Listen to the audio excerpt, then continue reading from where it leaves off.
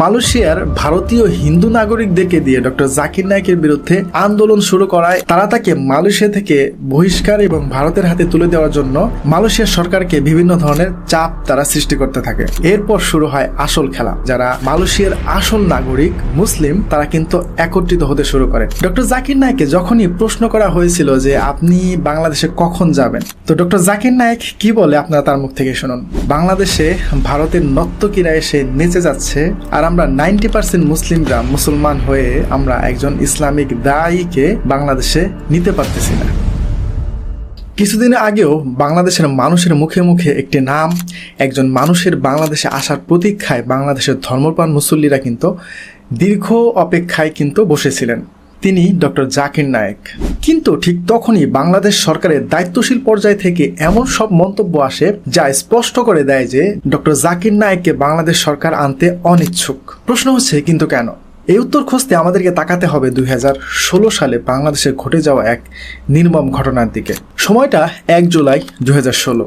ঢাকার Gulshan Holey Artisan বেকারিতে ঘটে যায় নরকীয় সন্ত্রাসী হামলা, যেখানে প্রায় 22 জন মানুষ সন্ত্রাসীদের হাতে মারা গিয়েছিলেন। এর মধ্যে প্রায় 17 জন ছিলেন বিদেশি নাগরিক। এই ঘটনার পর অভিযোগ ওঠে হামলাকারীরা ডক্টর জাকির নায়েকের বক্তব্যে অনুপ্রাণিত হয়ে এই ঘটনাগুলো ঘটিয়েছিলেন। বিশেষ করে ভারতের মিডিয়া ডক্টর জাকির নায়েকের বিরুদ্ধে মিথ্যা অপপ্রচার তারা করতে থাকে এই ঘটনাকে কেন্দ্র করে। ঘটনা ঘটলো বাংলাদেশে, অথচ মিথ্যা অপপ্রচার করছে ভারত। কিন্তু এটা সম্পূর্ণই একটি মিথ্যা ভিত্তিহীন বানোয়ার কথা ছিল যে তারা ডক্টর জাকির নায়েকের বক্তব্যে অনুপ্রাণিত হয়ে তারা ওই কাজগুলো করেছিল, ঘটিয়েছিল। এমন কোনো প্রমাণ কিন্তু বাংলাদেশ পুলিশ বা ভারতের যে প্রশাসন তারা কিন্তু এমন কোনো প্রমাণ তারা পায়নি। তো এটা তো একটা হাস্যকর কথা যে ফেসবুকে ফলো থাকার কারণে যাকে ফলো করছে তিনি এর জন্য দায়ী হবেন। যাই হোক, ডক্টর জাকির নায়েকের এমন কোনো একটি বক্তব্য কিন্তু তারা পায় নাই যেখানে সন্ত্রাসকে উস্কে দেওয়ার মতো কোনো কথা ডক্টর জাকির নায়েক তিনি বলেছেন। কিন্তু ভারত সরকার কখনোই ডক্টর জাকির নায়েককে ভালো চোখে দেখে নাই। এর কারণ হচ্ছে ডক্টর জাকির নায়েকের বক্তব্যের কারণে ভারতে হাজার হাজার মানুষ হিন্দু থেকে কিন্তু ইসলাম ধর্ম গ্রহণ করেছিলেন। ভারত সরকার এটাকে কখনোই সহজভাবে মেনে নিতে পারেনি। তাই ভারতে কিন্তু 2012 সাল থেকে ডক্টর জাকির নায়েকের যে পিস টিভি আছে সেটা কিন্তু বন্ধ করে দেওয়া হয়েছিল। কিন্তু ডক্টর জাকির নায়েক তিনি কিন্তু থেমে থাকেননি। তার পিস টিভি বন্ধ করে দেওয়া সত্ত্বেও তিনি কিন্তু ভারতের বিভিন্ন রাজ্যে গিয়ে স্টেজ কনফারেন্স করেছেন। সেখানে কিন্তু বিভিন্ন মানুষের প্রশ্ন উত্তর দিয়েছেন, অনেক হিন্দু ধর্মাবলীকে তিনি ইসলামে ফিরিয়ে এনেছেন। এবং বাংলাদেশেও কিন্তু তার যে পিস টিভি ছিল সেটা কিন্তু চালু ছিল, এবং বাংলাদেশের যে আলেম ওলামা ছিলেন তারা কিন্তু সরাসরি পিস টিভিতে বিভিন্ন ধরনের প্রশ্ন উত্তর দিতেন। এবং বাংলাদেশেও কিন্তু অনেক হিন্দুরা ইসলাম গ্রহণ করেছিলেন। কিন্তু 2016 সালের জুলাই মাসে বাংলাদেশে ডক্টর জাকির নায়েকের এই পিস টিভি সম্প্রচার কিন্তু বন্ধ করে দেওয়া হয়। এটাও মূলত পরামর্শেই বন্ধ করে দেওয়া হয়েছিল। দুঃখের বিষয় হচ্ছে যে ভারতের টিভি চ্যানেল স্টার জলসা বাংলাদেশের প্রতিটি ঘরে ঘরে এই স্টার জলসা দিয়ে মুসলিম ঘরগুলোতে পূজা পাঠ এবং মূর্তি পূজা ছড়িয়ে দিয়েছে, এবং শত শত সংসার কিন্তু ভেঙেছে এই স্টার জলসার কারণে। কিন্তু এই স্টার জলসা বন্ধ না করে কি বন্ধ করলো? যেই চ্যানেলটা মানুষকে হেদায়েতের পথের দিকে ডাকে, যেই চ্যানেলটা মানুষকে আল্লাহর রাস্তায় ডাকে, যেই চ্যানেল দিয়ে ইসলামের দাওয়াত পৌঁছে দেওয়া হয় অমুসলিমদের কাছে, সেই চ্যানেলটাই বন্ধ করে দিল। যাই হোক, ভারতের মোদি দেখলো যে পিস টিভি বন্ধ করেও কিন্তু ডক্টর জাকির নায়েকের যে দাওয়াতি কার্যক্রমগুলো আছে সেগুলো বন্ধ করা যাচ্ছে না। ফেসবুক এবং ইউটিউবের মাধ্যমে সে এই দাওয়াতি কার্যক্রমগুলো কিন্তু চালিয়ে যাচ্ছে। তাই বাংলাদেশের এই হোলি আর্টিজানের ঘটনাকে কেন্দ্র করে এই ভারত সরকার 2017 সালে ভারতের National Investigation Agency doctor Zakir নায়েকের বিরুদ্ধে অর্থ পাচার এবং ধর্মীয় বিদ্বেষ ছড়ানোর মতো গুরুতর একাধিক অভিযোগ দিয়ে তার বিরুদ্ধে মামলা দায়ের করে। এরপর ডক্টর জাকির নায়েক ভারত ছাড়তে বাধ্য হন। তিনি মালয়েশিয়াতে হিজরত করেন, মালয়েশিয়াতে তিনি অবস্থান করেন। কিন্তু ভারত সরকার সেখানেও তার পিছু ছাড়ে না। তৎকালীন মালয়েশিয়া সরকার ডক্টর মাহাথির মোহাম্মদের কাছে ভারত আনুষ্ঠানিকভাবে ডক্টর জাকির নায়েককে ফেরত পাঠানোর জন্য আবেদন জানায়।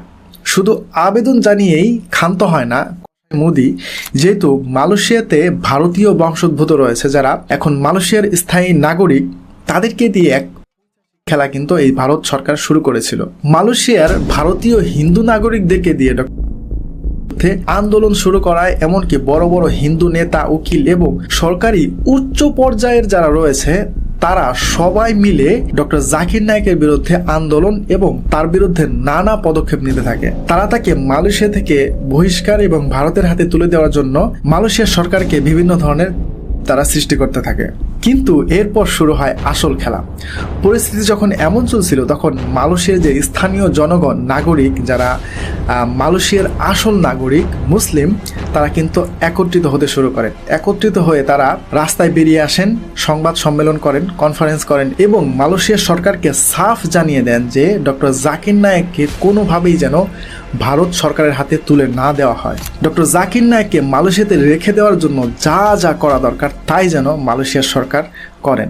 এই যে মালয়েশিয়ার যে অরিজিনাল যারা নাগরিক তারা যখন রাস্তায় বেরিয়ে আসলো, কনফারেন্স করলো, তখন কিন্তু মালয়েশিয়াতে যারা ভারতীয় বংশোদ্ভূত যারা রয়েছিল তারা কিন্তু একদম গুটিয়ে কিন্তু আবার তারা কিন্তু তাদের গর্তে ফিরে যায়। তারা কিন্তু আর আন্দোলন মিছিল করে নাই। এরপর তৎকালীন মালয়েশিয়ার সরকার ডক্টর মাহাথির মোহাম্মদ তিনি জাকির নায়েককে মালয়েশিয়াতেই রেখে দেওয়ার সিদ্ধান্ত নেন এবং ভারতকে সাফ জানিয়ে দেন যে যদিও ডক্টর জাকির নায়েক ভারতের নাগরিক, কিন্তু 2012 সালে তৎকালীন সরকার নাজিব রাজ্জাক ডক্টর জাকির নায়েককে মালয়েশিয়াতে স্থায়ী বসবাসের অনুমতি দিয়েছিলেন। যেহেতু ডক্টর জাকির নায়েক মালয়েশিয়ার পার্মানেন্ট রেসিডেন্সি হোল্ডার এবং যেহেতু মালয়েশিয়াতে তার নামে কোনো রিপোর্ট নেই, তাই ডক্টর মাহাথির মোহাম্মদ বলেন যে আমরা সন্দেহ করছি ডক্টর জাকির নায়েককে যদি আমরা ভারতের কাছে অর্থাৎ আপনাদের হাতে তুলে দিই তার সাথে ন্যায় বিচার হবে না, তাই আমরা ডক্টর জাকির নায়েককে ফেরত দেব না। কথা বলে doctor Mahathir Mohamad doctor Zakir নায়েককে কিন্তু ভারত সরকারের হাতে ফেরত দেন নাই। এরপর 2020 সালে মালয়েশিয়ার সরকার পরিবর্তন হলে তৎকালীন প্রধানমন্ত্রী মহিউদ্দিন ইয়াসিনের কাছেও কিন্তু এই ভারত সরকার একই আবেদন করেছিলেন। এরপর 2021 সালে আবার সরকার পরিবর্তন হলে সেই সরকারের কাছেও কিন্তু ভারত সরকার ডক্টর জাকির নায়েককে ফেরত চেয়ে আবেদন করেছিলেন। এরপর 2022 সালে আবার সরকার পরিবর্তন হয়। বর্তমান যে সরকার রয়েছে মালয়েশিয়া সরকার, আনোয়ার ইব্রাহিম, তার কাছেও কিন্তু ভারত সরকার সেই একই আবেদন করেন, কিন্তু প্রতিবারই মালয়েশিয়ার যারা সরকার ছিলেন তারা কিন্তু ভারত সরকারের আবেদন প্রত্যাখ্যান করেছিলেন। এর একমাত্র কারণ হচ্ছে যে মালয়েশিয়ার যে জনগণ রয়েছে মুসলিম জনগণ তারা এটা চান না যে ডক্টর জাকির নায়েককে ভারতের হাতে তুলে দেওয়া হোক। কোনো সরকার, মালয়েশিয়ার কোনো সরকার যদি ডক্টর জাকির নায়েককে ভারতের হাতে ফেরত দেওয়ার কোনো কথা বলেন বা চিন্তা করেন তাহলে কিন্তু মালয়েশিয়ার যে মুসলিম জনগণ আছে তারা কিন্তু ঐক্যবদ্ধ হয়ে সে সরকারের বিরুদ্ধে কিন্তু আন্দোলন মিছিল করবেন। এটা কিন্তু মালয়েশিয়ার সরকার প্রধানরা জানেন। আর তাছাড়া মালয়েশিয়ার সরকার প্রধান যারা হন তারাও কিন্তু যথাযথভাবে তারা কিন্তু ইসলামকে মানেন, ইসলামকে শ্রদ্ধা এবং সম্মান করেন। কিন্তু এই যে 2016 সাল থেকে এখন পর্যন্ত মালয়েশিয়াতে ডক্টর জাকির নায়েকের বিরুদ্ধে কিন্তু এখানকার যে ভারতীয় বংশোদ্ভূত হিন্দুরা তারা কিন্তু অনেক সময় মিথ্যা অভিযোগ বা মিথ্যা যে মামলা আছে সেগুলো কিন্তু তারা করেছিল। কিন্তু যতবারই ডক্টর জাকির নায়েকের সামনে কোনো বিপদ এসেছে ততবারই কিন্তু যারা মালয়েশিয়ার মুসলিম জনগণ রয়েছে তারা কিন্তু ডক্টর জাকির নায়েকের সামনে একদম ঢাল হয়ে কিন্তু তারা দাঁড়িয়েছিল।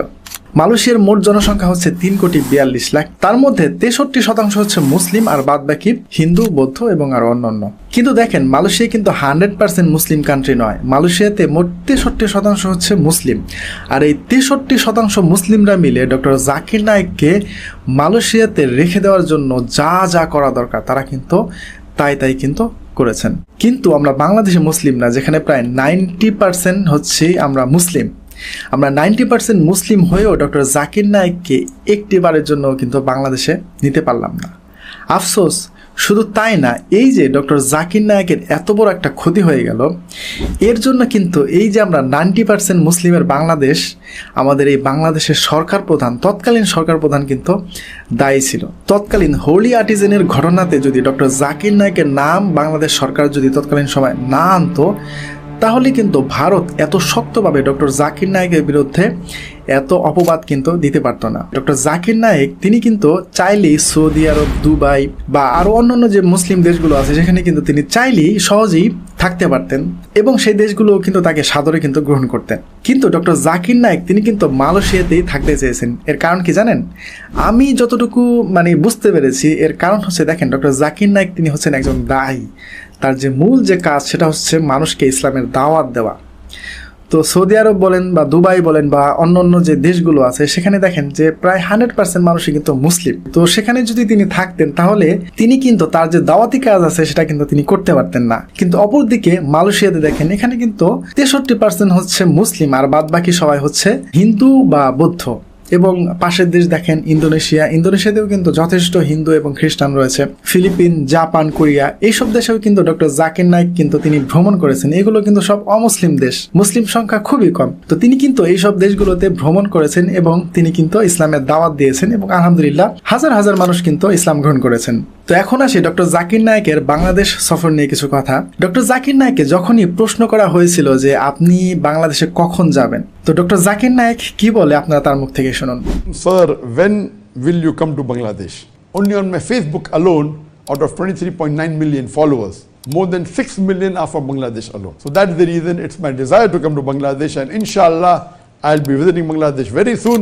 মানে ডক্টর জাকির নায়েক তিনি বাংলাদেশে যেতে ইচ্ছুক, কেননা তিনি নিজেই বলেছেন যে তার যে ফলোয়ার রয়েছে ফেসবুকে তার মধ্যে 1 নম্বরে হচ্ছে বাংলাদেশ, অর্থাৎ বাংলাদেশের মানুষ ডক্টর জাকির নায়েককে বেশি ফলো করে। তাই তিনি বাংলাদেশে যেতে ইচ্ছুক, কিন্তু রাজনৈতিক সহিংসতার কারণে তিনি বাংলাদেশে যেতে পারছেন না। তো ডক্টর জাকির নায়েককে নিয়ে ভিডিও বানানোর মূল উদ্দেশ্যই ছিল এটা যে দেখেন মালয়েশিয়ার যারা মুসলিম তাদের ইমানের জোর দেখেন।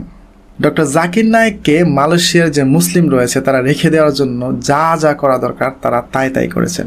আমরা ডক্টর জাকির নায়েককে বাংলাদেশে নিয়ে যাওয়া তো দূরের কথা, আমরা তো আমাদের মাওলানাকেই স্বৈরাচারীদের হাত থেকে বাঁচাতে পারিনি। তো যাই হোক, আশা করছি বাংলাদেশে ডক্টর জাকির নায়েকের এই সফরকে যেন আল্লাহ কবুল করেন।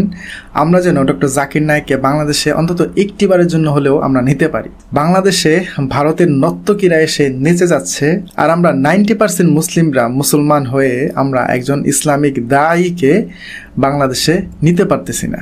আল্লাহ যেন ডক্টর জাকির নায়েকের বাংলাদেশের এই সফরকে কবুল করেন, আমিন। তো ঠিক আছে, এই ছিল আমার আজকের ভিডিও। যদি এই বিষয়ে আপনার কোনো মন্তব্য থাকে তাহলে অবশ্যই কমেন্ট করে জানাতে পারেন। ভালো থাকবেন। আসসালামু আলাইকুম।